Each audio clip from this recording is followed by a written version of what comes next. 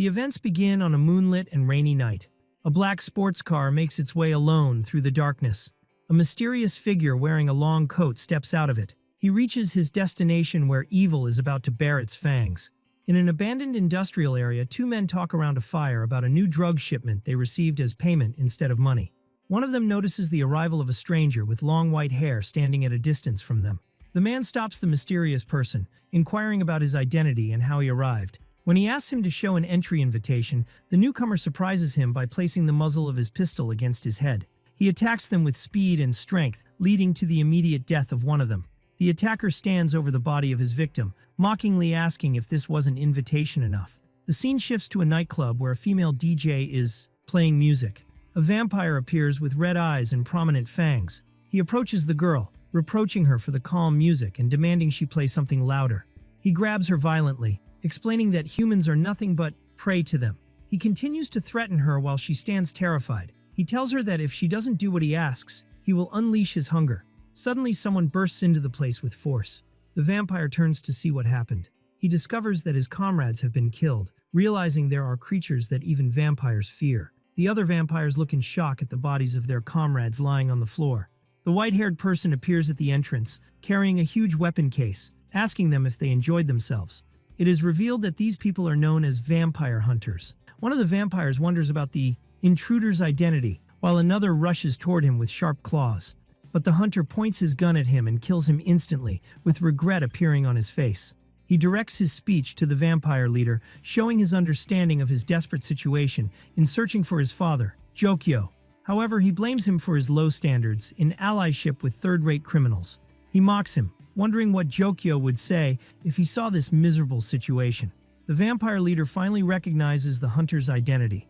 It turns out the hunter is Sylvester, the silver-haired priest expelled from the Vatican, and a true vampire hunter. The vampire leader threatens his opponent that he will decorate the night with his blood, while his followers rush to attack. Sylvester comments mockingly on the poor service in the place, rating it 0 stars. The attackers rush toward Sylvester, who wonders if their bad behavior is due to the absence of their parents. He begins reciting a religious passage about the creation of Adam from dust. He continues his speech about the creation of Eve from Adam's rib. He declares that death is a sacred ritual to return to the beginning. He stands amidst the scattered bodies of the vampires and says, "Ashes to ashes." He concludes his sentence with, "And dust to dust," with blood covering his face. And he tells the remaining vampire leader that he won't get any information from him. He adds that the mere thought that he is capable of killing him proves that he is the most wretched among his peers. The vampire screams in anger and rushes toward Sylvester to attack. Sylvester parries his attack easily and opens fire on him with his dual pistols. The vampire evades the bullets and changes the shape of his arm into a monstrous weapon. Sylvester shows some surprise at his opponent's ability to transform. The transformed vampire jumps into the air, attacking Sylvester with his huge claws. So, Sylvester fires at the attacker's hand. Then he delivers a powerful kick that knocks him to the ground. The vampire falls among the rubble, defeated. Another person asks Sylvester to wait a moment. Another vampire hunter named Young-jun appears, complaining that Sylvester has ruined the body, making it difficult for him to draw blood. Sylvester asks about Deok-yoon's whereabouts, and Young-jun replies that he is the substitute today. Young-jun confirms the validity of the information regarding the link between the Jokyo clan and the Sangdong gang. He comments that this place is perfect to be a breeding sanctuary. Sylvester orders him to stop chattering and finish his mission. The defeated vampire's eye glows with a mysterious red light.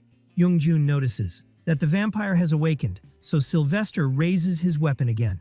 Sylvester fires at the vampire, but the latter manages to dodge the shots skillfully. Sylvester focuses his shots toward him, inflicting severe injuries. The vampire jumps over them in an attempt to escape from the hunters. The vampire runs at full speed to escape from Sylvester and his companion. Young-jun praises the vampire's speed. Sylvester inquires about the possibility of assigning him the cleanup mission, so the other suggests leaving him to die from his wounds. Sylvester loses his patience with the repetition of this talk, warning him against repeating it. He emphasizes that he will be the one to kill him himself, so Young-jun laughs, considering it an extreme joke. Sylvester insists on his seriousness, so Young-jun pledges to carry out the cleanup mission. Sylvester notices that things are getting complicated. He diagnoses the opponent's condition as a loss of mind and the beginning of the becoming feral process. Sylvester looks toward the horizon under the moonlight, realizing the consequences of what happened. A fast motorcycle chase begins in the city. A police car issues a warning to the rioters to slow down. The motorcycle riders respond with defiance and mockery, demanding the police try to kill them. A person named Han Se-gun appears driving his bike fast through the rain, while Sylvester's voice echoes, saying that there will be a sacrifice on this moonlit night. Han Se-gun recalls his calm and carefree life memories. He remembers his home, his family, his high-achieving brother, and even his dog, Joan of Arc. The fast motorcycle chase continues under the city lights. He compares himself to others, noting his lack of goals and his average ambition in studying. He shatters the image of his traditional life, expressing his constant desire to escape his ordinary reality. Jung Yong-jin's female companion wonders how to get rid of the person chasing them.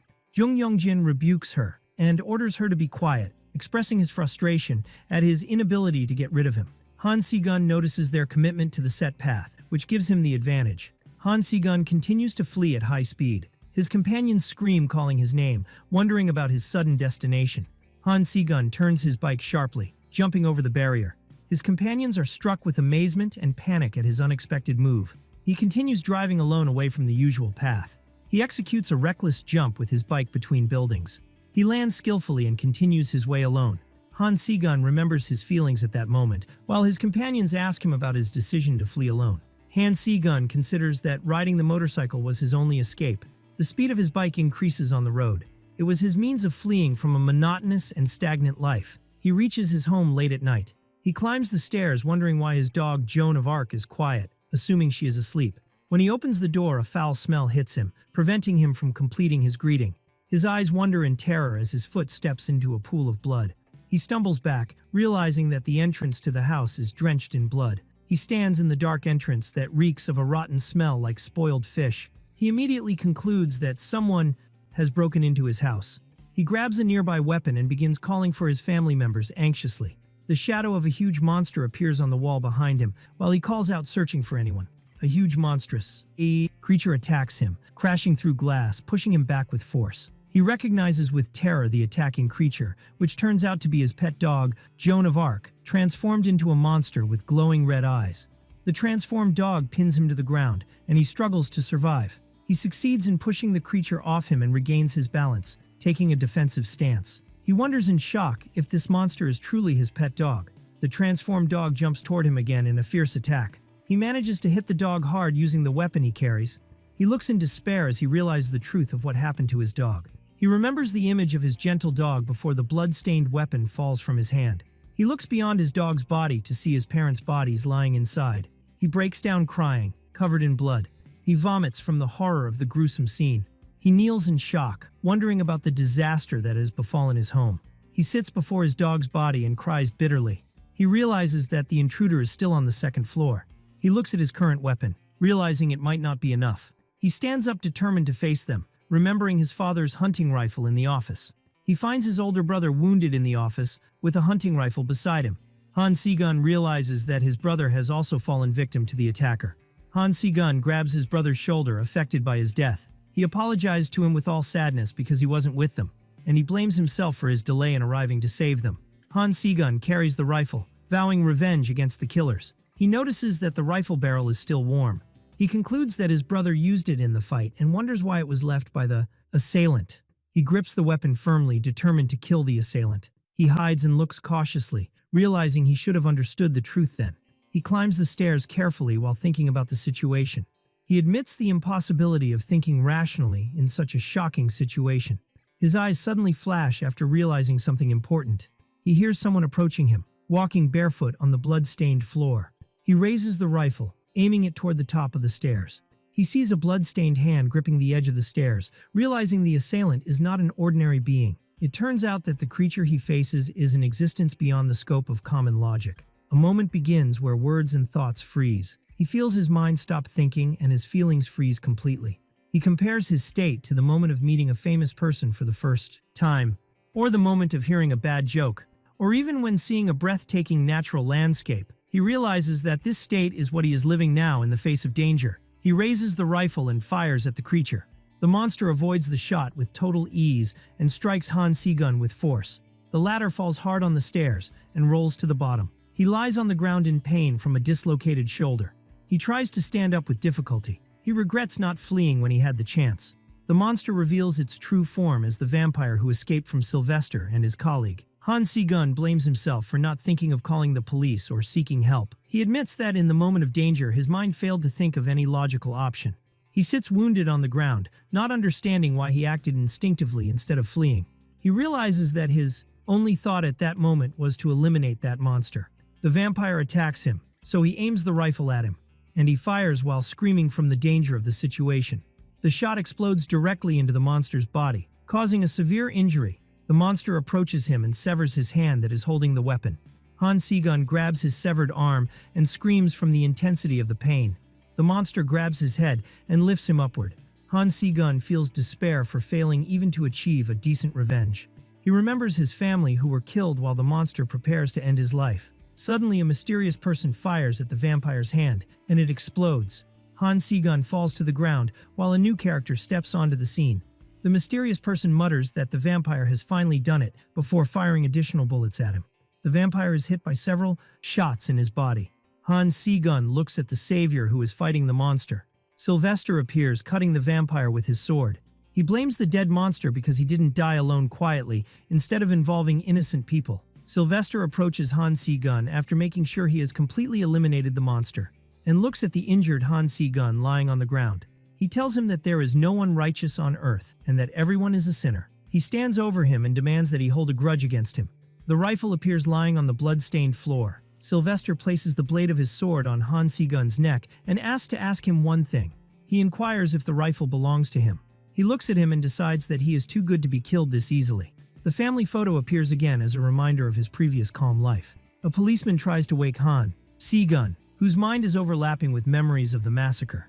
The policeman asks him about his condition, while Han Si-gun remembers his desire to deviate from his ordinary life. A policeman finds Han Si-gun unconscious in a pool of blood, announces the presence of a survivor, and requests immediate support. Han Si-gun lies injured with images of his late parents swirling in his mind. Then he remembers his brother lying on the floor. A sarcastic and painful phrase echoes in his mind that his wish to step out of the ordinary has come true. A week later, television news bulletins cover the Han family murder incident that shook public opinion.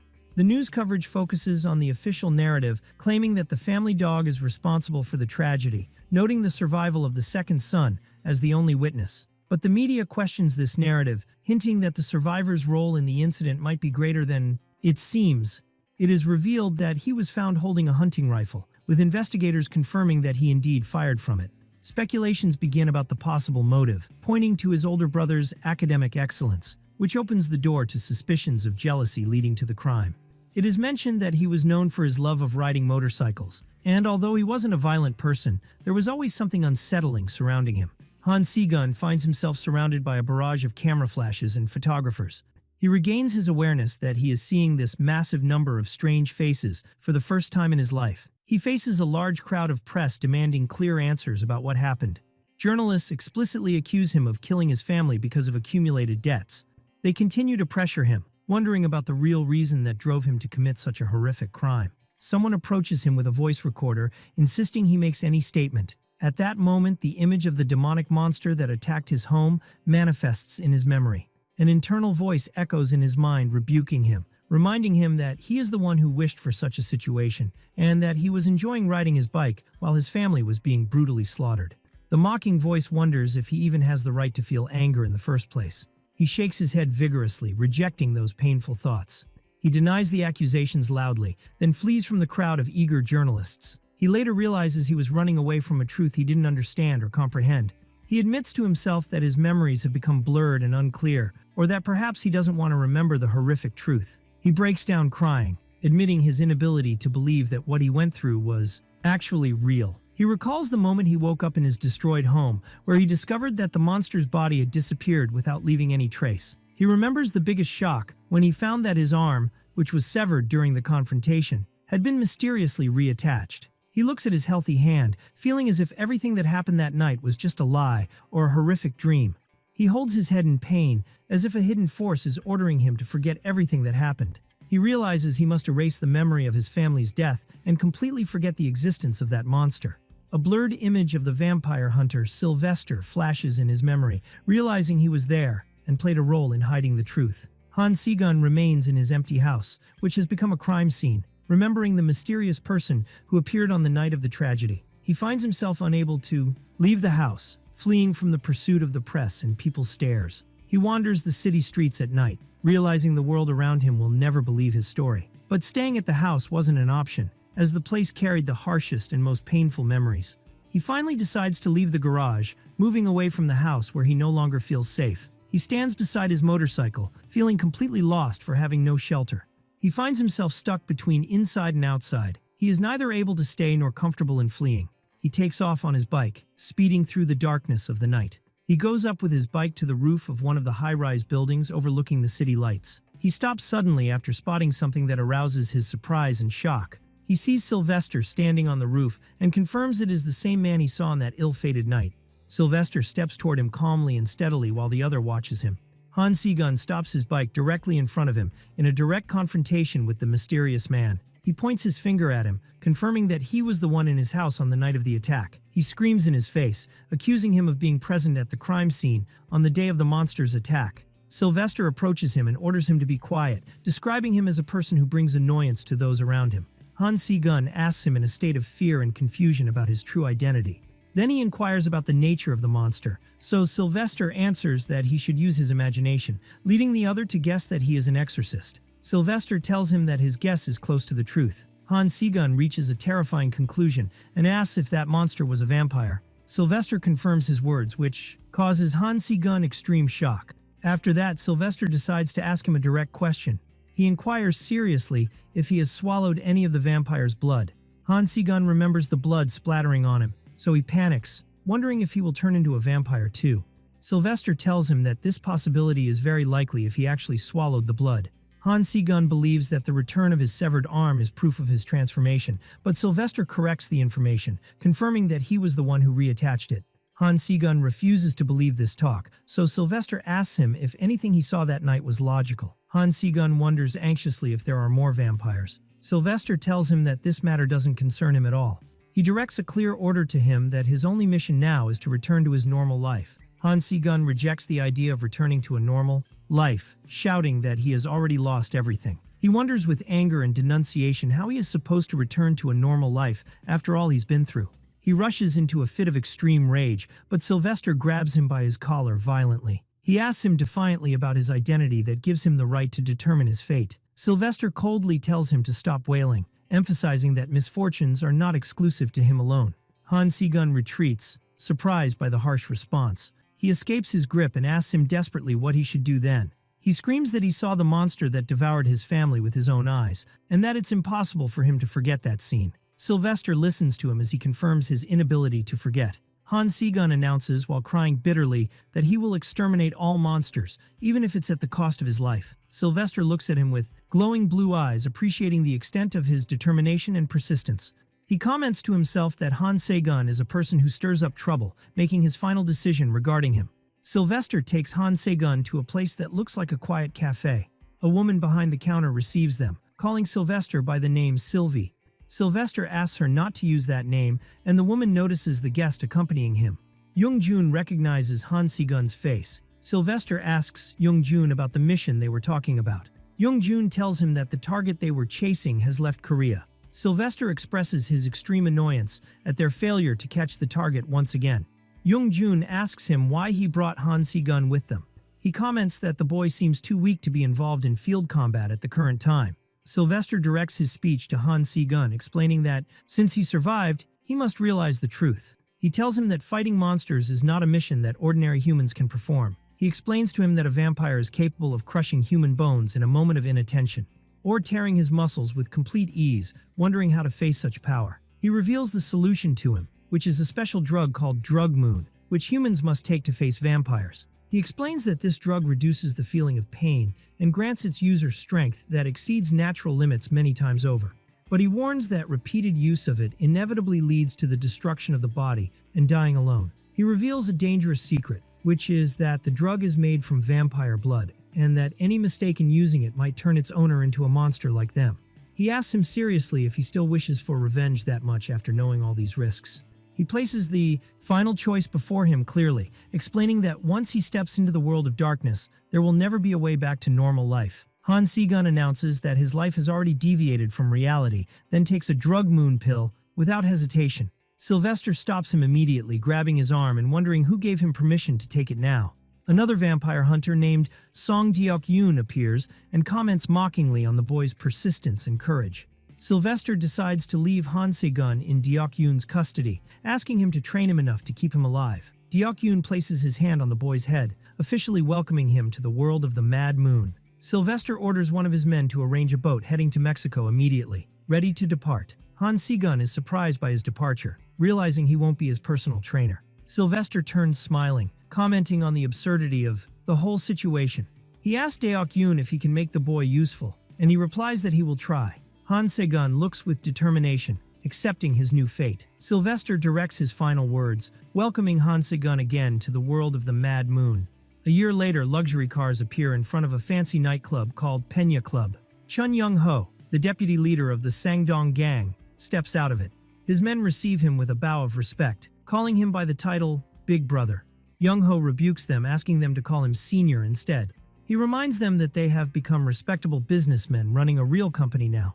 Then he asks why he was summoned and tells his men that he is very busy these days.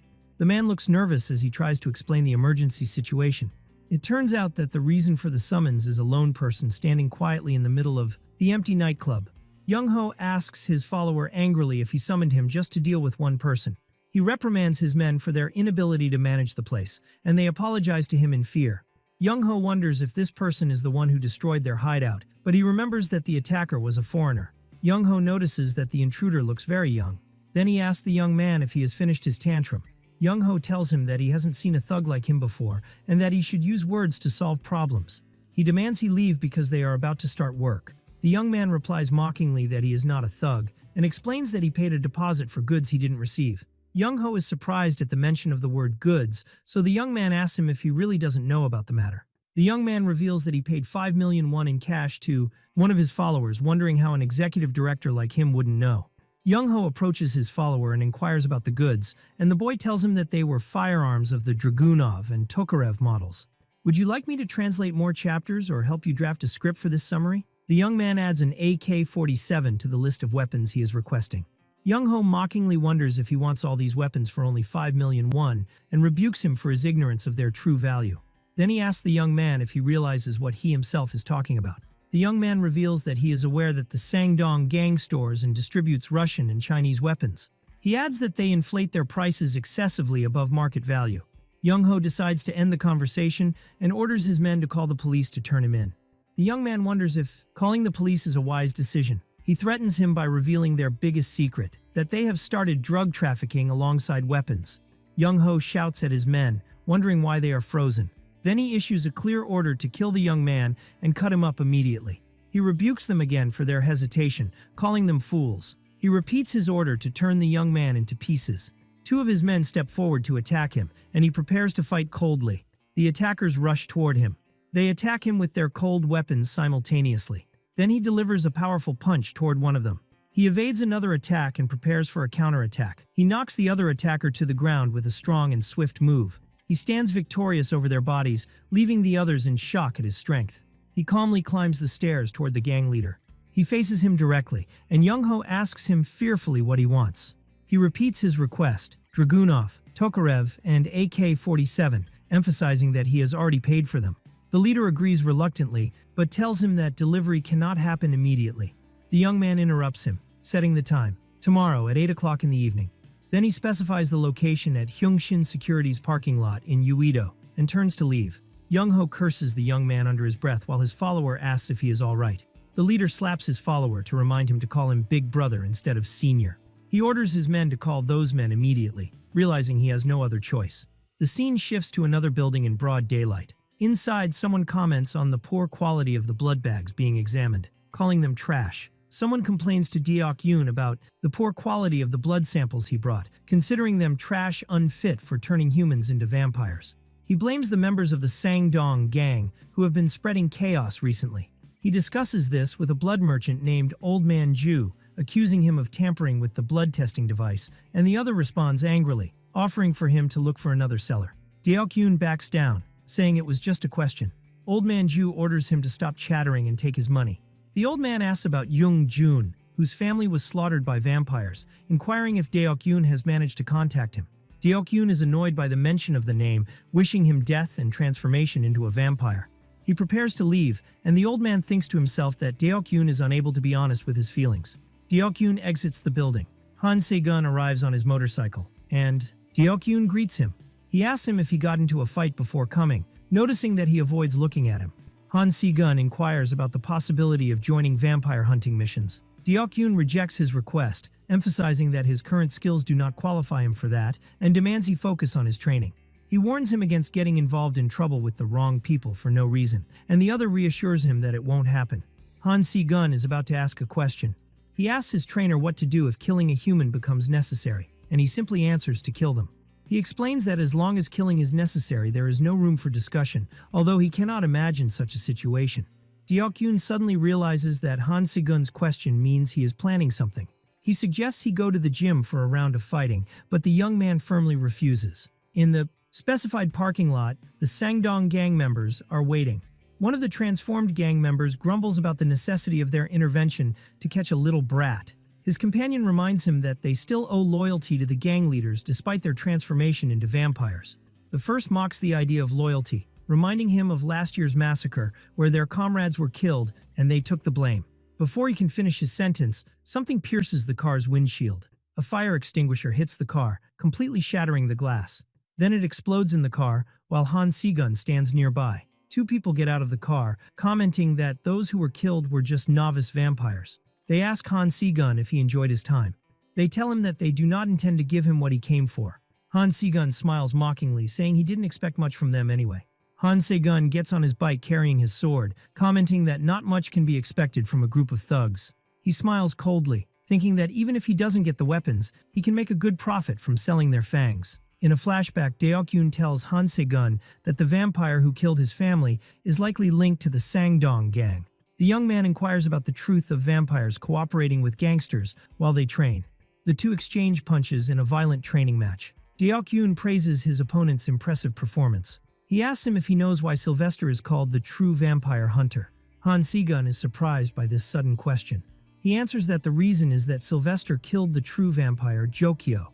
The young man expresses his confusion, accusing his trainer of skipping too many details. Deok-yoon explains that true vampires are extremely powerful beings whose bodies regenerate faster than sunlight's ability to destroy them. He adds that the Jokyo clan, led by Jokyo himself, was one of the most famous powers among vampires. They continue fighting and exchanging blows. Deok-yoon delivers a powerful kick to his opponent. The kick throws Han Se-gun hard against the ring fence. He tells him while he is lying on the ground that after Jokyo was killed by Sylvester, his clan disintegrated immediately, so the other concludes that the survivors joined the Sangdong gang. Deok-yoon confirms this, explaining that they are looking for Jokyo's traces. He continues that they want to inherit his power and restore their former glory. He delivers another blow that knocks Han Se-gun to the ground. He warns him that the heir, the clan's deputy leader, is still alive. He advises him not to act recklessly because if he becomes a target for them, his life will turn into hell. The scene returns to the present, where Han Se-gun is fighting the vampires. One of the vampires offers help to his comrade. The other refuses help, asking his boss to stay away because he will handle the matter himself. The boss is annoyed by the idea of receiving orders. The follower pleads with him to stay away for a while. He attacks Han Se-gun, who is driving his bike brilliantly. He maneuvers his bike skillfully around his opponent. The vampire rushes toward him, mocking the repetition of the same attack pattern. He prepares to attack from above with claws, while Han Se-gun watches him calmly. Han Se-gun avoids the vampire's attack with total skill. The young man lands on the ground, and his opponent screams that he had predicted all his moves. The vampire attacks with his claws, and the other prepares to block the attack with his sword. The claws pierce his defense, severely wounding his hand. He delivers a slashing blow, but the sword blade shatters due to the force of the impact. Han Se-gun looks angrily at his broken sword, amazed that it shattered so easily.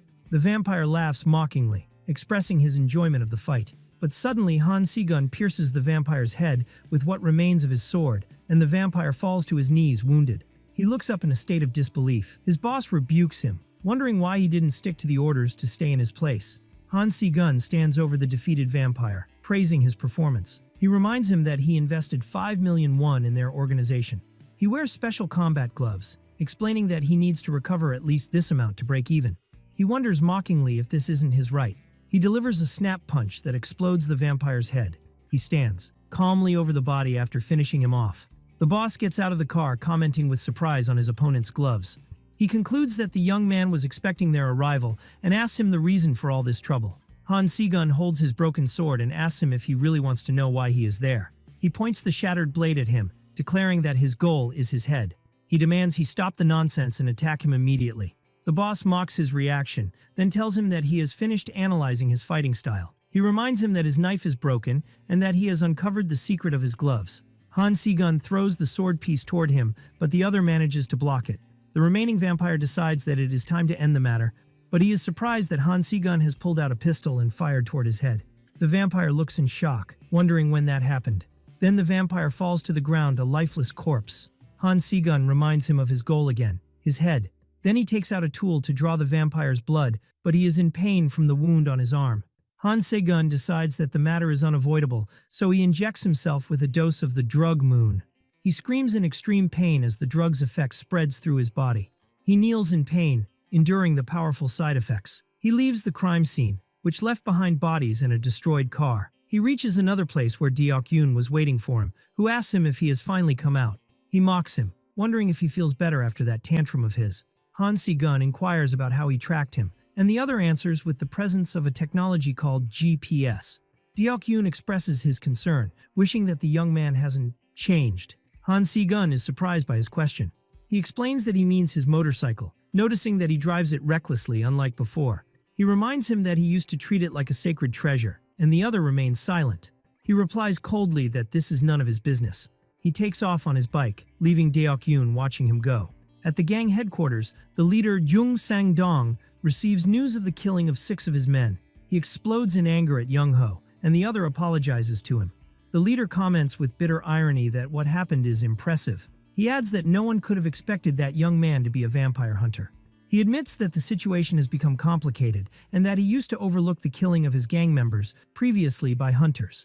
But he emphasizes that this incident has made the Sang-dong gang look like a laughingstock. Young-ho suggests he contact the Jokyo clan for help. The leader's anger flares up, accusing him of trying to announce his weakness and defeat. Questioning him about the identity of the attacker, who is said to be just a miner riding a bike. Young-ho confirms that this is what it seems like, but he is not sure. The leader orders his men to find the hunter at any cost, even if it requires spending money. He issues a final order to find him and kill him without hesitation. One of his men hesitates, and the leader screams, confirming his order to cut off the hunter's head. In another place, Han Si-gun has a drink from his trainer. His trainer reminds him that he was the one who told him about the Sang-dong gang's connection to the Jokyo clan. He asks him why they are left alone, accusing him of being afraid of them, which Deok-yoon denies. Han Si-gun shouts in his face, wondering if the reason is the lack of financial return for hunting them. Deok-yoon tells Han Si-gun that he knows him well. Han Si-gun shouts that those bastards deserve to die and that leaving vampires alive makes them just a spreading plague. He tells Deok-yoon that eliminating them while they are still sprouts is much easier than cutting down a giant tree. Then he asks him if he says that because he has never lost something precious before. Deok-yoon asks Han Si-gun about the right he possesses to decide who deserves to die. Then he asks him not to make him laugh. He emphasizes that he doesn't kill for principles, but only for money and profit. Then he asks Han Si-gun if he has injected himself with vampire blood. He reminds him that the blood of the Jokyo lineage is known for its ability to cause mutations. Deok-yoon sighs, admitting to himself that he shouldn't have made a deal with a real vampire hunter. He orders Han Si-gun to pack his bags and leave today because he doesn't want to get involved with the Jokyo clan because of him. Han Si-gun agrees to that and starts to leave. Deok-yoon thinks that anyone would lose their mind seeing their family's killers living their lives as if nothing happened. He blames himself because he shouldn't have brought up the subject of Young-jun unnecessarily. Deok-yoon calls out to Han Si-gun, who is walking away. He opens a car trunk full of weapons for him and tells him that he put some knives and about 500 rounds of ammunition for him. But he adds that he is likely to die before he uses them all. He warns him that the weapons are Hungarian-made and have passed their expiration date, and if he is unlucky, the weapon might explode in his face. Han Si-gun bows deeply, thanking him for everything. Deok-yoon remembers an old advice he gave to Han Si-gun, asking him not to turn into a vampire. Then he warns Han Si-gun that if he transforms, he will hunt him ruthlessly. He emphasizes that he grants no exceptions, even to those he raised. Han Si-gun gets on his motorcycle and takes off. He drives his bike on a night when the moon was beautiful enough to make one cry. In another place, a man introduces himself to a group gathered around a fire as Chun Young-ho from Sangdong Credit Loans. One of them asks him what he wants. Young-ho tells them that there is no need for long talk and asks to speak with their leader, so one of them steps forward and says he is the leader. Jin, the leader, tells him that he has no business with someone like Young-ho. Young-ho appears annoyed, having tried to be nice. He wonders about the reason for the youth's rudeness, while his men transform into vampires. A conflict breaks out in the place.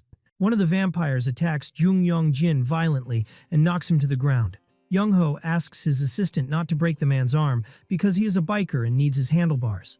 The defeated Jin shouts that he will do what they request. Young-ho orders the money bag to be brought from the car trunk. He throws the money in front of him, considering it a down payment. He tells him to use the money to lure others with new bikes or anything they desire. But he stresses that the primary mission is to bring the green-haired boy to him. He grabs his head to ask him if he understood. One of the vampires approaches to bite him as a warning. Young-ho stops him, preventing him from biting his neck. He explains that he cannot die before the mission begins. Young-ho moves away from them, while the screams of Jin rise in the place. He lights a cigarette, commenting that his follower gets stupider as darkness falls. He wishes he could control him with crosses or garlic. The scene shifts to a cafe. The hostess tells the visitor that the place is closed for the day. Han Si-gun enters, and the other recognizes him. The hostess notices that 4 months have passed and that Han Si-gun has grown a lot, so the other jokes that the reason is growth hormone injections. So she asks him how he feels about independence. Han Si-gun realizes that she was aware of his situation. The hostess explains that Deok-yoon raised him based on a request, and as Sylvie's spokesperson in Korea, she receives reports about him. But she realizes that Han Si-gun didn't come for this reason and asks him what is going on. He answers her that he heard of a tool that can detect vampires.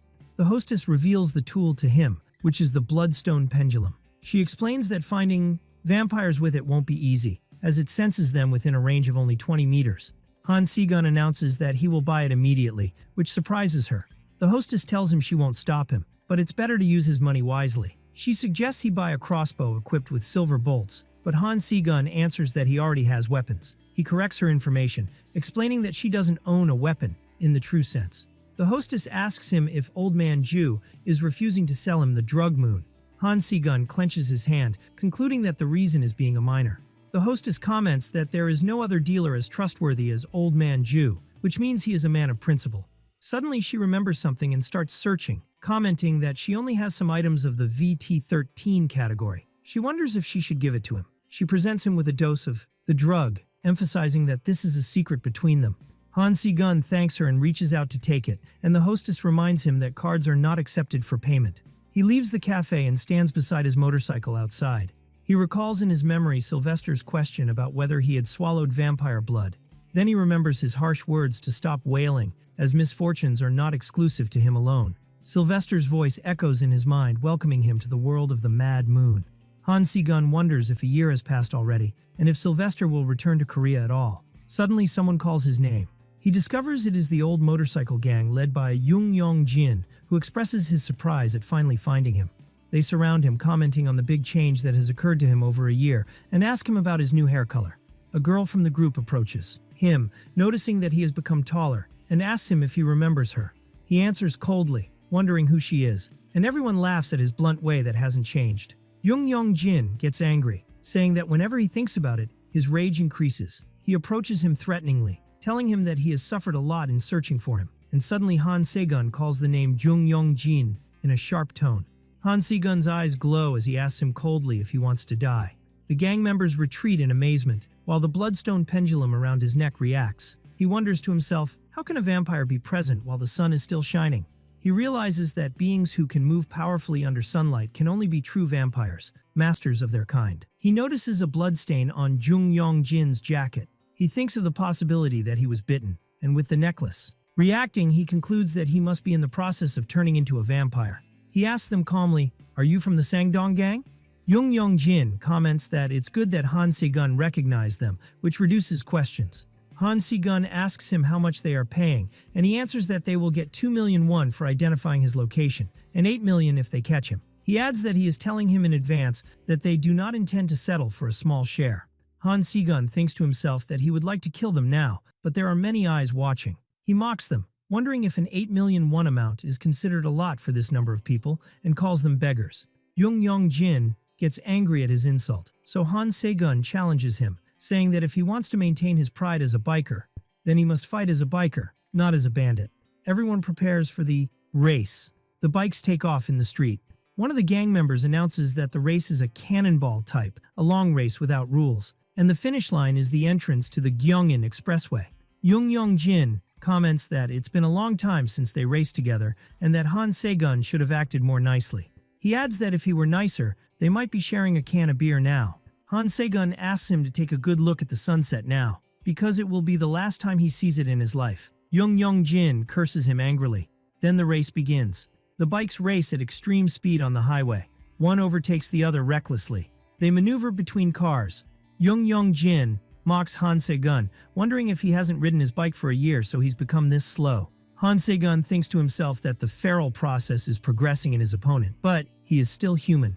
He remembers Deok-yoon's words that if killing someone is necessary, there's no need to hesitate. He decides in himself that if it's necessary to kill. Suddenly he turns his bike sharply in the opposite direction, which surprises Jung Yong-jin, who screams wondering where he's going. The other gang members are surprised by his sudden move, realizing that the highway entrance is in the other direction. In another place, Young-ho receives a call. The caller tells him it's more like a race than a chase, so Young-ho fumes with rage at this nonsense. The caller describes it as a men's battle, so Young-ho explodes shouting at them, calling them fools. He remembers to himself that Han Se-gun is stronger than they think. He tells them that he is coming immediately and orders them to keep him there and not let him leave. The caller informs Young-ho that they have lost the target and the other shouts in shock. Han Se-gun waits in an abandoned construction site. Jung Yong-jin arrives on his bike calling out to him. He screams in anger, accusing him of fleeing in the middle of the race. He continues mocking him, calling him the coward who fled for only 1 year. Han Se-gun answers him calmly that he should have simply refused the mission. Jung Yong-jin is surprised by his words before a shot pierces his neck and he holds his wound in shock. He falls hard from his bike and Han Se-gun approaches him carrying a pistol. Jung Yong-jin falls wounded on the ground crying. Han Se-gun stands over him, saying he should have ignored him forever. He asks him if it hurts. Then he tells him he will make it easier for him. He opens a vial and forces him to drink its contents, telling him he might survive. Jung Yong-jin feels a strange effect. He doesn't feel pain, but something else. He feels a massive power flowing in his body. He is drawn to a delicious scent emanating from Han Se-gun. He transforms into a monster with glowing eyes and rushes to attack. A massive explosion of blue energy occurs. Jung Yong-jin screams in pain while surrounded by blue flame. He curses Han Se-gun while burning. He asks him with difficulty what he did to him. Han Se-gun stands before him calmly. He stands beside his opponent's burning body and fallen bike. During that time, Young-ho meets with the rest of the biker gang members. One of Jung Yong-jin's companions points Young-ho to the place where their leader went. Han Se-gun realizes that his opponent is no longer human. He was a human whose feral process had reached an advanced stage. Young-ho looks at the burning corpse, and Han Se-gun realizes that what he did was an unavoidable choice. It was necessary to kill him. He recalls Deok-yoon's words in which he said he didn't know of any situation that might require killing someone. Han Se-gun recalls his opponent's final words about the possibility of friendship between them. He sets off on his bike, realizing he has encountered a situation that demanded the necessity to kill. He wonders to himself if that necessity truly existed. In another scene, a waitress in a bar tries to take an order from a foreign customer. The blonde man tells her that it is fine, and she can speak in Korean. He assures her with a smile that he understands everything.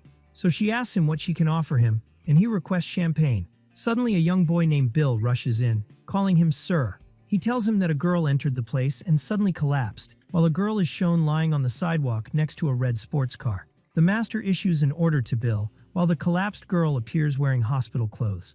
The master drives his red sports car across a bridge at night. Bill calls out to him from the passenger seat. He asks anxiously if what they are doing is right. He believed that leaving that Asian girl to the police was the best option. His master answers him that everything in this world is connected, and he values that very much. He reminds him that he himself is the best proof of that, so Bill looks tired. The boy admits that sometimes he doesn't understand his master's way of thinking. The other replies that connections aren't always rational, declaring himself a romantic. The scene shifts to a luxury apartment overlooking the city.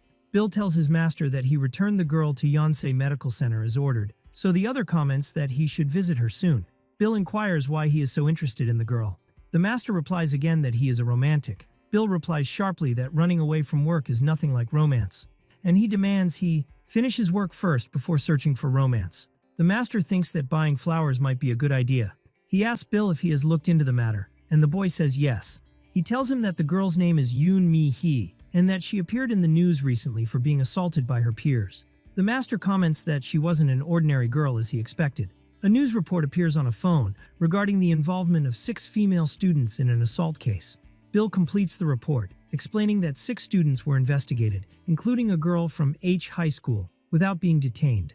Bill continues reading the report, which states that the attackers incited men to assault the victim repeatedly, simply because she was rebellious and arrogant. His master comments that the article, despite its calm tone, will anger the victim, then downplays its importance. Bill interrupts him to tell him that a video clip of Sylvester has arrived, and his master is surprised, commenting that the other is still causing trouble everywhere. He mentions hearing that Sylvester traveled to search for him, concluding how much he hates him, and laments the disruption of his visit to Korea. Bill reminds him that Sylvester didn't just expel him from the Vatican, but also froze all his bank accounts, and his master acknowledges that. Bill asks him if he won't watch the video, so his master decides he must watch it. He tells him that he is the one who ordered him to work, and this is his work. The video starts playing, showing a blood-stained person sitting in a dark alley. It is revealed that the person standing is Sylvester, who appears in a security camera shot standing over a corpse. His master watches the video and hears Sylvester's voice repeating, "Ashes to ashes and dust to dust." A vampire appears in the video begging for his life before Sylvester. Bill asks his master if the vampire is begging to stay alive. The master addresses the image on the screen, wondering how a being that fills its veins with the blood of others can beg. He continues his rhetorical questions. He asks him if he claims to be a living being. He challenges him to cry to prove his purity if that's the case. The video shows the moment Sylvester faces the vampire with the same words the master is saying. The master concludes that the vampire could not cry, and he declares that this is their limit. Scenes of blood pouring overlap with the movement of Sylvester's sword. The master throws his wine glass angrily toward the glass window. The video ends with a shot of Sylvester standing over his victim. The video signal cuts out and turns into a static screen. The master stands up and Bill comments that Sylvester has never changed. His master adds that his style never changes. He describes Sylvester as a failed poet, while the wine stain appears like a bloodstain on the window. The scene shifts to Han Si-gun the day after the battle. He stands in a public bathroom admitting he hasn't been able to eat any food. He remembers his dying opponent's cry, realizing that what he did was an unavoidable choice. He vomits in the toilet from sheer exhaustion. Deok-yoon's mocking words echo in Han Se-gun's mind, in which he questioned his right to judge who deserves to die. While recalling his voice demanding he not make him laugh, Han Se-gun wonders desperately what he was supposed to do. He leaves the place still thinking about the choices that were available to him. He sits alone outside a convenience store without touching his food. He watches the passers-by, wondering where they are going and why they are always busy. Strange girl approaches him and asks him a question. The pink-haired girl asks him if anyone has ever told him he looks like Kurt Cobain. He thinks that he is used to attempts to recruit him into religious cults, but this is the first time he hears this comparison. Suddenly, a man calls the girl's name Jin Yumi, and she shows great annoyance. 3 men from Jin Yumi's companions appear, and one of them rebukes her for not answering and demands she reply. And he asks angrily about the identity of this person. Han Si-gun ignores the threats and starts walking away. The man fumes with rage at this total disregard. He shouts in his face, wondering where he is going, and grabs his shoulder to stop him. Before he can finish his sentence, he receives a powerful blow to his face. The man falls hard to the ground after Han Si-gun delivers a snap blow. The girl Jin Yumi watches what happened with admiration and wonder. Han Si-gun stands over his opponent and mockingly apologizes to him. He justifies his action by saying he thought an insect had landed on him. The man stands up bleeding, unable to believe what happened. Han Si-gun repeats his mocking apology with the same excuse. The man shouts threatening him, wondering if he wants to die. The man feels angry and orders Han Si-gun to stop and follow them, and he threatens him with immediate death if he doesn't comply with their orders. Han Si-gun turns to them, coldly questioning their threat to kill a human. He gives them a sharp look, belittling their ability to kill someone like him. The girl takes out her earphone. She listens to a song on her phone while preparing to watch what will happen. The fight begins, where Han Si-gun parries an attack from one of the gang members. Then he knocks him to the ground while the girl continues listening to the music. Han Si-gun parries the attack of another man from the gang. Then he delivers a crushing punch to his face. The attacker is thrown to the ground, while he finishes off the rest of the members with total ease. A new opponent attacks him with a weapon, and he parries skillfully. Then he kicks him hard to knock him to the ground. He stands victorious amidst the bodies of his defeated opponents. Suddenly, someone appears behind him and stabs him in the back. Han Si-gun screams in pain. The man who stabbed him stands smiling, believing he has finally won. Han Si-gun turns around, which shocks his opponent. The man looks at his opponent, shocked by his strength. He raises his knife and rushes toward him in a desperate attack. Han Si-gun grabs his hand and stops the knife before it reaches him.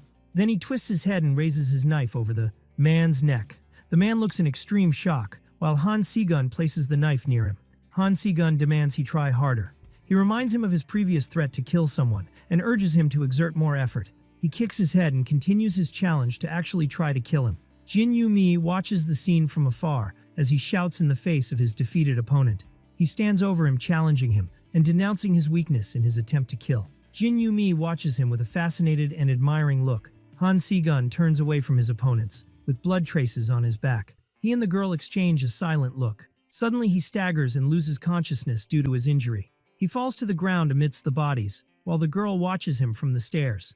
The alley scene is shown from above, filled with the bodies of the defeated gang members. The next day, the hostess cleans the empty cafe. She sighs and thinks about her need to hire a part-time worker. A luxury black sports car stopping in front of the cafe catches her attention. The car door opens, and at the same moment the doorbell rings, announcing the arrival of a new customer. The hostess welcomes Sylvester and calls him Sylvie, so he reminds her that he asked her not to call him by that name. She asks him the reason for his early return before the scheduled time. He answers her that he loves Dostoevsky, citing a quote by him about washing the sins of the world with tears. In another place, Han Si-gun wakes up in a strange bedroom. He wanders in a state of daze when he lost consciousness. He looks around to realize he is in an unknown place and sees girls sleeping on the floor. He notices the room is in total chaos. He discovers the girls tried to bandage his wound with paper tissues, considering it primitive first aid. Jin Yu-mi wakes up and asks him if he is okay. He stands up confused, and the girl reminds him that he was stabbed. She asks him anxiously if he will be okay if he leaves in this state. She approaches him crawling on the bed. She asks him if he wants to do that with her, and the question shocks him. She continues her question if he doesn't want to touch her. She tells him she doesn't mind. He explodes in anger and quickly moves away from her, wondering if she is crazy or under the influence of drugs. She apologizes to him in fear and confusion. He also apologizes, justifying his nervousness by saying he hasn't eaten in days, then apologizes for hitting her friends. The girl calls him hesitantly. She asks him to take her with him. The scene shifts to a convenience store, where the girl sits and eats. Han Si-gun watches her eat, voraciously, thinking that she is spending his money. The girl tells him that those men are not her friends. She claims she only followed them for fear of getting lost. He asks her mockingly if she thinks he is a child to believe her. She lowers her head silently while he watches the passers-by outside. He wonders to himself if she is going through the same circumstances as him. He begins eating his food. The girl interrupts him to introduce herself as Jin Yu-mi. He answers her coldly that he didn't ask her for her name and continues eating his food. In a hospital, a man shouts angrily at the administration that allowed a girl to escape. A nurse tries to calm him down to no avail. The man protests violently to the medical staff, explaining that his daughter almost died in the street while she watches him from her room. He continues his shouting, wondering about the responsibility if she had died, and at that moment, a blond man carrying a bouquet of flowers appears in the hallway. The blond man comments that he arrived at an inopportune time, while the father complains about the exorbitant hospital costs. The father asks angrily about the identity of the newcomer, so the other asks him to give him a moment. The blond man makes a swift and sudden movement with his finger. The father falls under the influence of a powerful visual hallucination that completely distorts his perception. He sees everyone in the hallway with dark and empty faces, while the blond man stands before him in total calm. It turns out the blond man was studying the girl's file and learned she spent a whole year in the hospital. He concludes that if not for her strong spirit and will to live, she wouldn't have tried to escape in the first place. The blond man apologized to the girl for what happened yesterday. He tells her he didn't know the extent of the effort she exerted to flee and that he was forced to return her to a place like this. He asks her if she would accept accompanying him. He smiles and tells her she doesn't have a choice in reality, as this is a kidnapping. The girl accepts the bouquet of flowers from him silently. In a red sports car, Lou Gibson orders his assistant over the phone to prepare women's clothes of all possible sizes. The assistant asks if the clothes are for someone named Wilhelm, so Gibson comments on his improved sense of humor. He adds that if he fired him, he could have worked as a successful stand-up comedian. He follows slyly that if Wilhelm didn't resist the matter, he might not look bad. Suddenly, Gibson is shaken violently in his seat. He realizes he was shot and curses the attacker angrily. A barrage of bullets pierces the car's windshield and lodges in his body. The scene is shown through a sniper scope targeting the car precisely. It is revealed that the sniper is Sylvester, who stands on the roof of a nearby building overlooking the bridge. Sylvester asks mockingly if that was a fitting greeting. In a luxury building, Gibson, who survived the attack, arrives with the girl where he is received. One of his men tells him that everything has been prepared as requested. Gibson orders the female bodyguards, who are wearing hospital clothes, to change. He gives the man a set of metal pieces, which causes him great surprise. Gibson tells his assistant that Sylvester fired 6 shots toward the girl, but luckily they were ordinary bullets. The man shows his concern, explaining that if the bullets were silver, the girl would have turned into a vampire simply by being exposed to Gibson's blood particles. Gibson smiles, commenting that Sylvester has become very polite. In another place, Han Se-gun sits beside his broken motorcycle, realizing it has reached its end. He admits that driving the bike in all that chaos makes its survival impossible. He wishes he could fix it or buy a new one, but he lacks the money. He opens his empty wallet, confirming his difficult financial situation. He wonders why Old Man Jew refuses to deal with him, emphasizing that he is in dire need of selling the vampire blood he owns. He decides he must find another dealer who accepts dealing with a minor. Jin Yumi suddenly appears before him and calls him enthusiastically as Kurt Cobain. The girl approaches him and sits beside him, then complains that her legs have gone numb. She asks him where they will go now, which confuses him greatly. He tries to convince her to return to her home because it's late, so she tells him not to ask such questions and inquires about her friends. She tells him that her female friends went to meet their boyfriends or returned to their homes. He asks her to return to her home as well, wondering if she ran away from home. She tells him sadly that she is an orphan and has no family. He sighs and asks her to get on the bike so he can take her home. They set off on the highway while the girl sleeps behind him. Snapshots from Jin Yumi's past are shown, where she was a delinquent girl with her friends. She was suffering from an authoritarian and tyrannical father. Her father was constantly asking her why she didn't just die. She remembers his harsh words and her desire to die instead of living a miserable and boring life. She felt resentment at being treated as property. Her twisted wish was fulfilled by the death of her parents. She appears sitting alone before their funeral altar. After that, she surrendered to her madness. She lived days of repeated self-destruction. Han Se-gun thinks that he cannot provide support or take responsibility for her. He decides that despite her incoherent talk, her story began to become clear to him after hearing it several times. Han Se-gun wonders if he understands Jin Yumi well because she is like him. He remembers her shocking and sudden offer to him. He describes her and himself as a crazy girl. He sets off on his bike with her in the dark city streets. He stops in front of a residential building. He tells her that they have arrived and asks her to go in. She asks anxiously where he will go, and he answers that he will return to his home as well. She stops in her place hesitantly. She asks him when she can see him again. He turns to her from atop his bike. He tells her that if a convenience store is suitable for her, they can eat breakfast together again. He sets off on his bike, leaving her, and thinks of his dilapidated bike, which has become just a memento that might lead him to his doom. He realizes he must find a way to make money. He drives his bike over a bridge and stops in front of a luxury black car. He enters the cafe run by the hostess. He is surprised by Sylvester's presence there and calls him by name. Han Se-gun asks him about the date of his arrival in Korea, and the other answers that he arrived not long ago. Han Se-gun examines a set of documents on the table, and Sylvester asks mockingly if he is receiving work requests now. Han Se-gun curses Sylvester sharply after reading one of the documents. Sylvester gives Han Se-gun a sharp look, commenting that he has become arrogant in his short absence. He asks him if he has decided that he wants to die. Sylvester asks him if he knows anyone in this place, and he tells him that it seems their partner in this project will be a helpless beginner, while a picture of Jin Yumi with her friends appears. In another place, someone addresses Bill, saying that for someone from Phantasmagoria to come here, something strange must be happening. A gang leader meets with one of the Jokyo clan members named Kyung.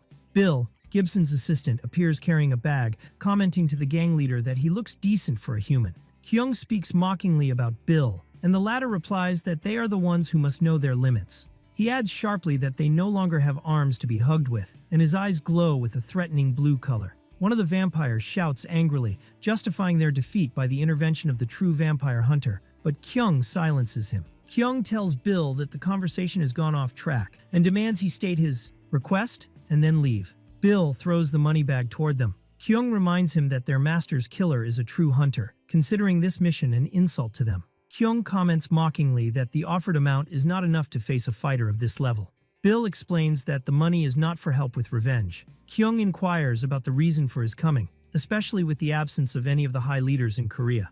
Bill tells him that his goal is much weaker than that. Then he places a picture on the table. He reveals that the target is Sylvester's student, and this level of danger suits their current capabilities. He specifies the general location in Gwanak-gu, Seoul, and tells them that they must prove their worth by finding the details themselves, so Kyung comments on the bad client. Young-ho is struck with shock and anger after seeing the picture. His leader asks him if he knows the target. Young-ho confirms it is the high school student who attacked their club previously. Bill believes the mission will end quickly. Kyung agrees, considering he will get his pay easily. In a luxury apartment, Gibson stands with Yoon Mi-hee in front of a window overlooking the city. The girl comments on his wealth, and he confirms it. She asks him why he is interested in her. He replies that it is like a feeling of kinship, and she asks him if he will fulfill her wishes. He assures her that he will do anything possible. She asks him to take her to where those who harmed her are. Gibson understands her intent is revenge. He begins a philosophical talk about immortality and how it makes one hear a voice calling for destruction. And he describes it as a voice the living do not hear, inciting death and annihilation. He likens that to a chronic disease that comes with an immortal body. But he adds that he values endurance more than pleasure. The girl inquires about the meaning of endurance. He explains that it is the power to endure pain in order to protect something precious, making even the fires of hell sweet. The girl questions his talk. Gibson confirms his opinion and tells her that if she continues living, good things will definitely happen. The girl questions Gibson's talk about the possibility of good events in her life. She calls him a liar through a rainy window. She admits she used to believe that lie in the past, but she knows the truth now. She emphasizes that it no longer matters to her anyway. Gibson realizes she has lost all connection to life, considering her situation the worst. He decides it's fine to give her revenge as a gift. He cuts his neck, determined to make her the youngest member of his lineage. The girl looks at him, accepting her new fate. He embraces her and makes her drink from his blood. Bill notices what is happening while talking about the Jokyo clan. He shouts in shock as he sees his master embracing the girl while transforming her. Gibson invites him to join them before he changes his mind. The scene shifts to Han Se-gun, driving his bike at night, and he remembers what happened in the cafe. Sylvester describes his opponent as a filthy and disgusting creature. He adds that his body has rotted due to being drowned in wealth and power. He mocks the other's belief that he can save humanity. He emphasizes that he is not a god, so Han Se-gun asks him what he will do. Sylvester raises his finger in front of him.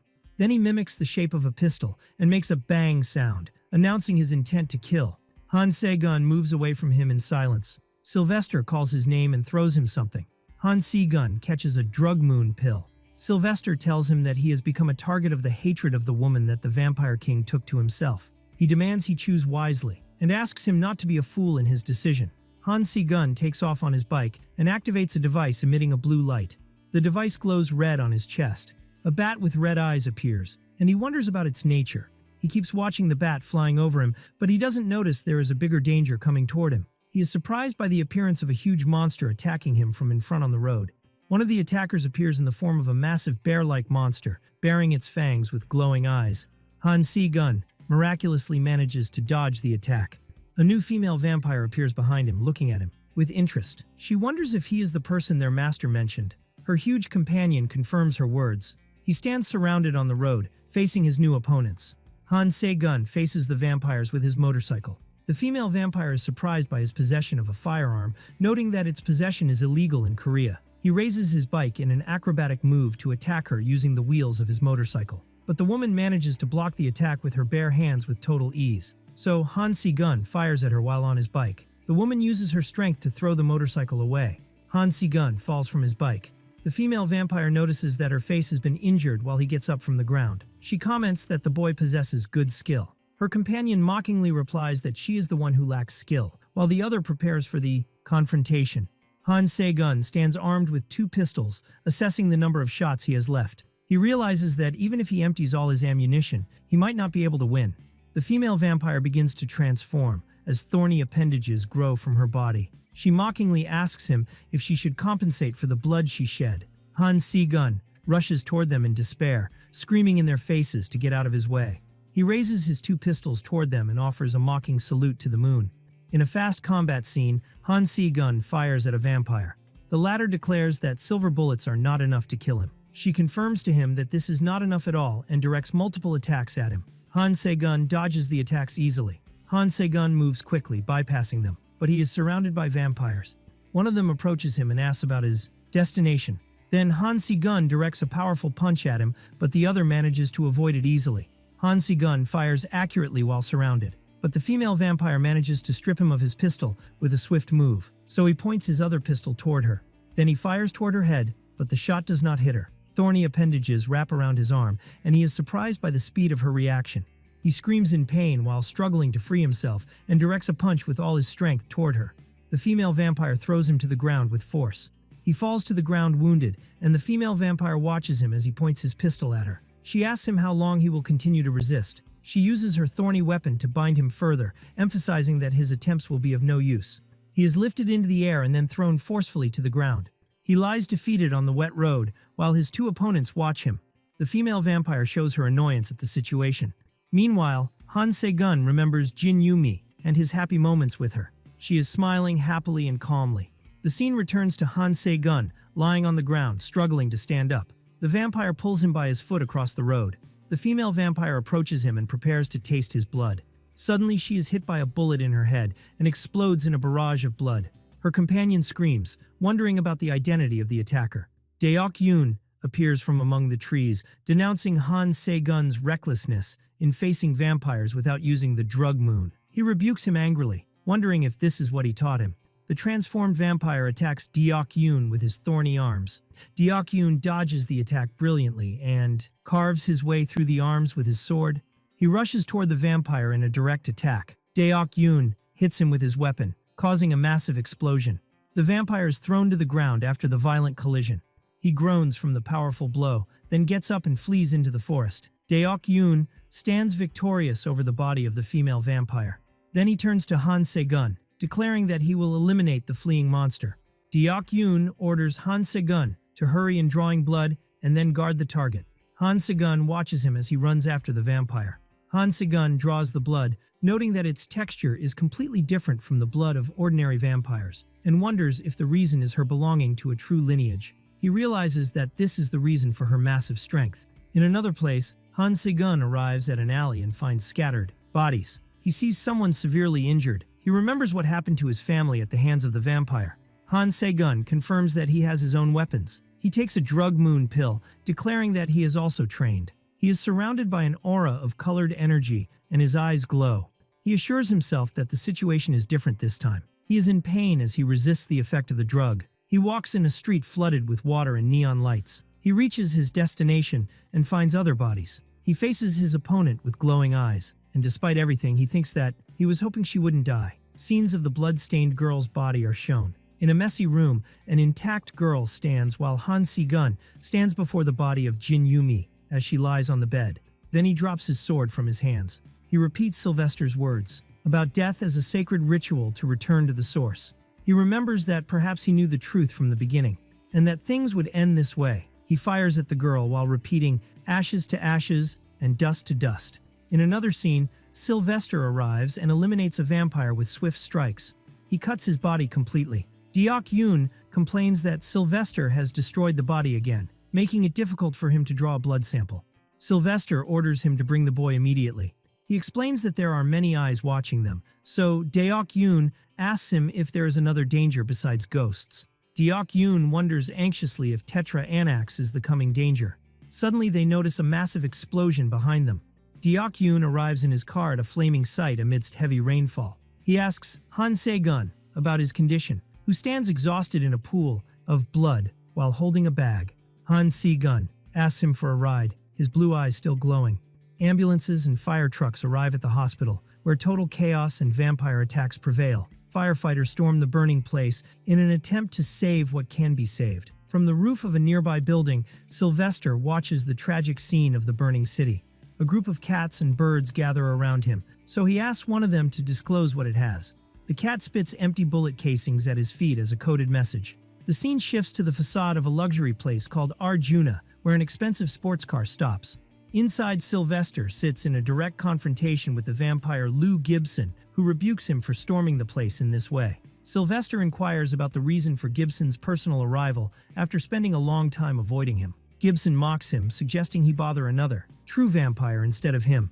Sylvester orders him to stop dodging and disclose the reason for his presence, so the other suggests having a quiet conversation.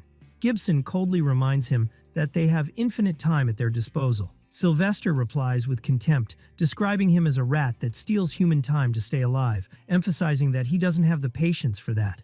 With glowing eyes, he demands he disclose his true goal for coming here. Gibson warns him against trying to stir the enmity of the Tetra-Anax organization. Sylvester expresses his mock affectation, wondering about a vampire's concern for a hunter like him.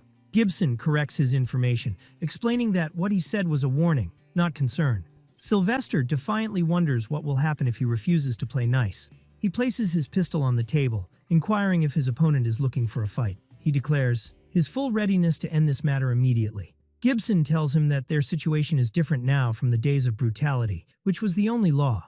He adds with disdain that engaging in a fight with a barbaric person like him would be a violation of his own aesthetics. He arrogantly declares that he is the king of vampires and the king of humans as well. He reveals that today is a special occasion to grant the gift of revenge to the newest member to join their lineage. He stands up ready to depart, expressing his hope that Sylvester doesn't force him to show his anger.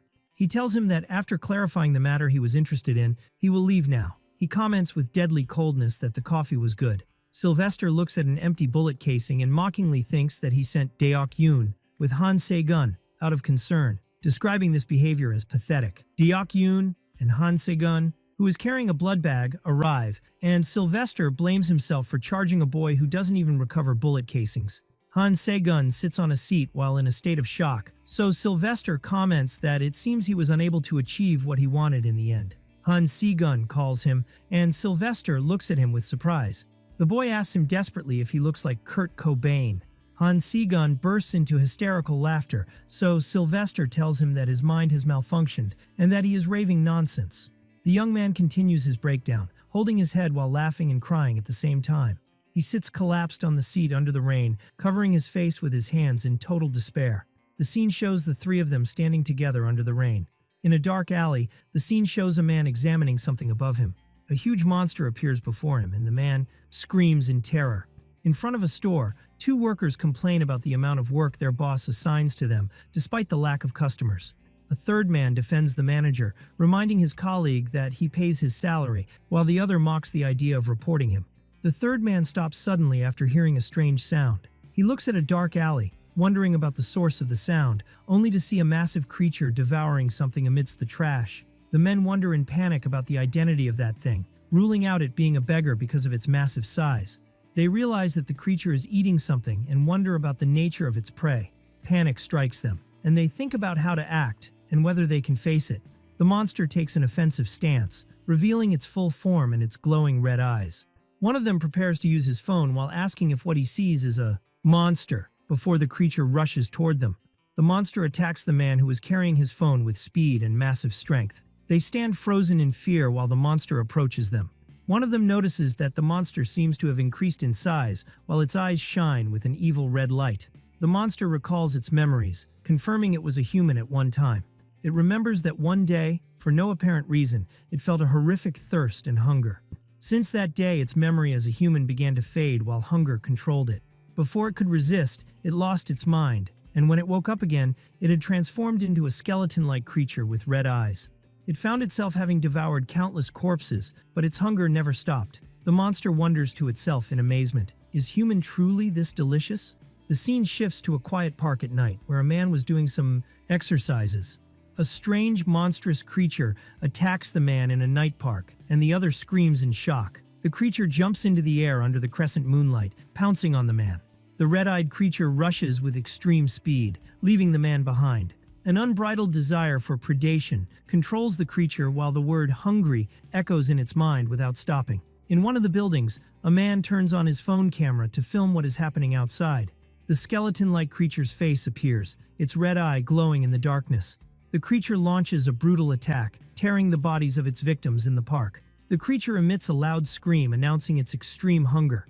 The scene shifts to an industrial area in broad daylight. Deok-yoon arrives at Old Man Ju's headquarters, and the other asks him why the lights are off, mockingly inquiring if he fears being caught. Old Man Ju explains that he needs goods to run his business, and adds that he hasn't seen Deok-yoon or Jung-jun for a while. Deok-yoon remains silent, so Old Man Ju leads him inside and opens one of the doors for him. Inside, Old Man Ju turns on a broadcasting device while Deok-yoon stands in the background waiting. An announcement appears on the TV screen about the start of a subsequent news report.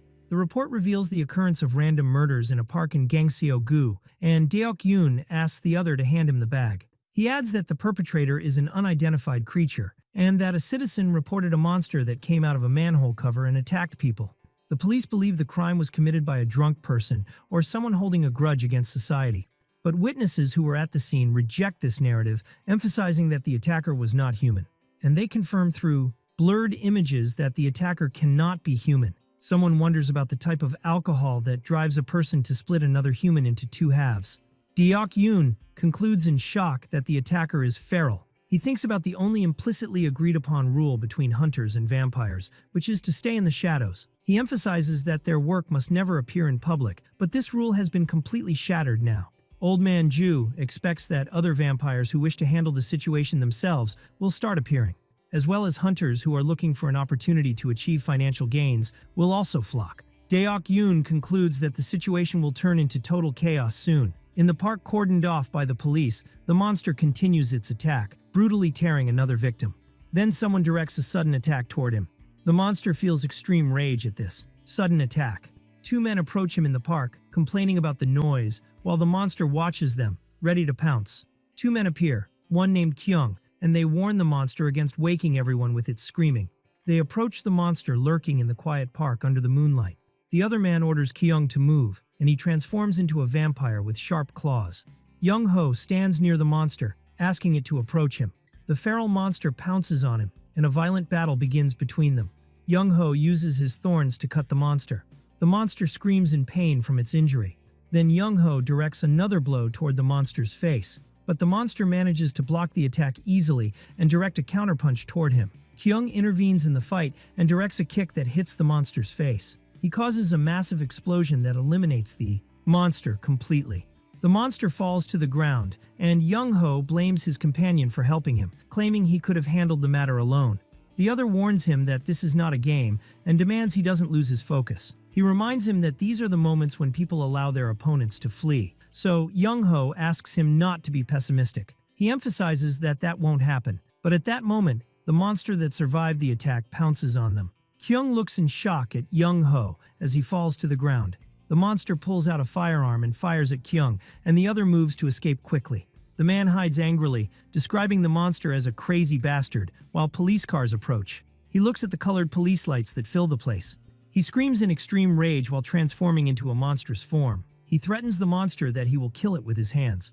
The monster stands over Young-ho's body while an aura of anger surrounds it. Then it approaches him. In the Arjuna Cafe, the hostess welcomes Han Si-gun upon his entrance. She notices his new motorcycle, and he confirms that to her. He tells her he found a dealer willing to deal with a minor. The hostess comments that it's no wonder he looks elegant in his new clothes. She adds that he has started looking like a real hunter. He asks her about Sylvester's place, and she tells him that he is sleeping upstairs. The hostess wonders if he has woken up now, while Sylvester appears aiming his pistol toward a target. Sylvester wakes up holding his pistol, while Han Si-gun stands before him, nervous. Sylvester points his pistol toward Han Si-gun at the entrance, and the other exchanges the greeting mockingly. Sylvester warns him against storming other people's sleeping places, and Han Se-gun mocks his threat while wearing pajamas with cat drawings on them. Sylvester inquires about the matter, and Han Se-gun tells him it concerns the recent incident that the media is talking about. Sylvester asks him if he means the monster that killed someone in the park, and Han Se-gun asks for his opinion on the matter. Sylvester concludes that the vampire clans have not fully controlled society yet, and this is why such feral creatures appear. He explains that the being is corrupt and will die on its own if left, but Han Se-gun objects angrily because innocent people are dying. Sylvester refuses with glowing eyes to provide any answers, emphasizing that he is not his teacher. He coldly wonders why Han Se-gun is even interested in the matter. Han Se-gun insists that Sylvester knows something despite his denial. Sylvester tells him that the corrupt being's blood is worthless in itself. But he adds that the presence of a corrupt being attracts executioners, which arouses Han Se-gun's interest. It is revealed that the corrupt is a being in a state of distorted mutation, unconcerned with hiding its identity due to its preoccupation with satisfying its hunger and thirst. For this reason, other vampires will appear to protect their clan's secrets. They appear under the name executioners, who are high-level vampires usually difficult to track. Han Se-gun realizes that Sylvester is using the corrupt monster as bait, which the other confirms. Sylvester considers this a great opportunity for hunters who work for money. He uses an app on his phone called Vampire Finder to access the latest information. He orders Han Se-gun to be quiet when he asks him about the app. He tells him that there is a high-value piece of information about to be revealed. The app reveals that the monster, wandering in Seoul, is the former hunter Young Jun, and Han Se-gun is struck with shock. The scene shifts to Deok Yoon, driving his car in broad daylight. While Sylvester thinks that this situation will be very harsh on Deok Yoon,